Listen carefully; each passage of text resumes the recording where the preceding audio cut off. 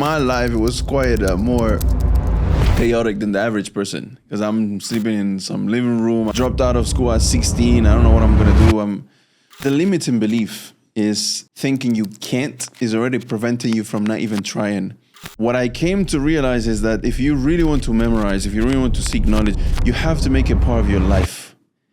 I remember this brother when I was in Egypt, he said, and I don't know why this stuck so heavy with me, but I remember him saying, he said that this time, I'm too old already. For me right now, it's just about my children. I would just make sure they memorize. Me, I'm going to focus on making money and so on. I remember him saying that, and that stuck very heavy with me because it's almost like my system didn't accept that. I was like, why? I want to do it too, not my children. But when I moved to Mauritania, my main focus was my children. Like, okay, they're getting old at that time. My daughter, she was maybe 6 years old. So my main thing was, I'm going to do business and I'm going to put them to memorize. And then I will figure this whole business thing, how to earn, and then I'll memorize. Then a few months went by, and once I saw some motion, then I got a Qur'an teacher to come to my house. And then I started revising. I need to talk to my younger self, because that's who I was. And what I've realized is that was me saying, I can't, not right now. Not. But the reality was I wasn't in control of myself.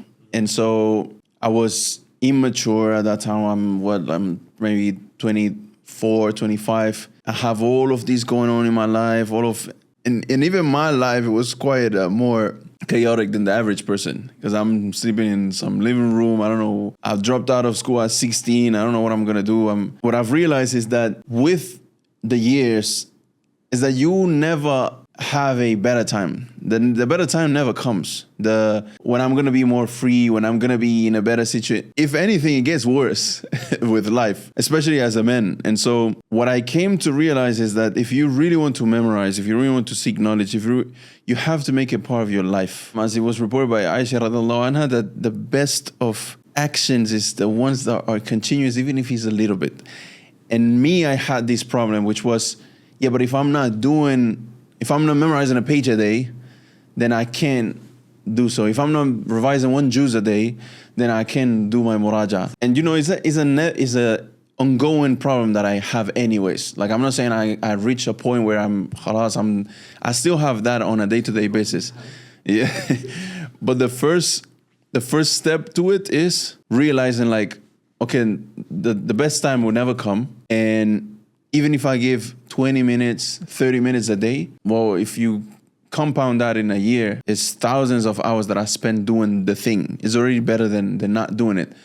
And as well, if you then realize that the ghaya and the goal is Jannah anyways, and the thing that's going to benefit you the most in there is going to be your Qur'an, is going to be your knowledge, then why not make that the main priority? And as it was reported by one of the Salaf, he said, وَكَانَ السَّلَفُ يُؤْثِرُونَ الْعِلْمَ عَلَى كُلِّ شَيْءٍ.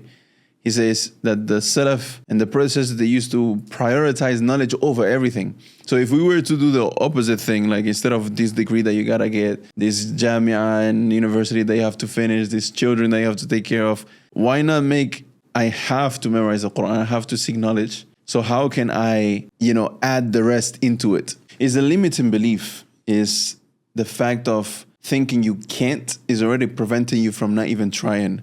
Well, when I was in Mauritania, that's when I recollected my 12 juz. So that brought a lot of peace to my heart. And actually, not even the 12. I think it was maybe did like below 10 actually. But I felt like I was memorizing from new again, but it wasn't new. But it felt good because I got some more. But then my stability, it was still not there. So I moved to Saudi for 7 months, close to a year, 7-8 months, something like that. Then COVID happened. Then went back to Mauritania. Then went to Spain. So my problem was mainly stability. Then I went to Spain for about as well 8-9 months. Then I decided to come to the UAE. And when I came to the UAE, that's the first time in probably since 18 that I got some stability. I've been the most stable for 2 years. Yeah, there's something about just traveling with the intention of something. I'm an advocate of, okay, just do the same thing every day. But at the same time, sometimes if you want to put pressure on yourself, you just say, you know what, I'm going to go to this place for 2 months and that's all I'm going to do. And I mean, it's proven that I got more done in those 4 months than what I did in the past year. So for me, it was like in 2023, I finally recollected the 12 Jews. Well, recollected it, at least still have to work on. But I recollected them in a way where I was able to read the whole thing on my sheikh. And then I was like, okay, now it's time to add more to it. So I was like, man, we gotta go with these two brothers. I was like, yeah, we gotta go crazy, man. What should we do? I said, let's just go to Mauritania. It was in between that or between going to Oman to my sheikh that taught me Arabic. I said, let's just go Mauritania and do 1 month actually. We said, we went there, first month. I was like, yo, first month, he was already getting into the actual flow. Then he went to second month, third month. And I said, I'm just going to I want to leave here with 7 Jews at least. So that way I could do.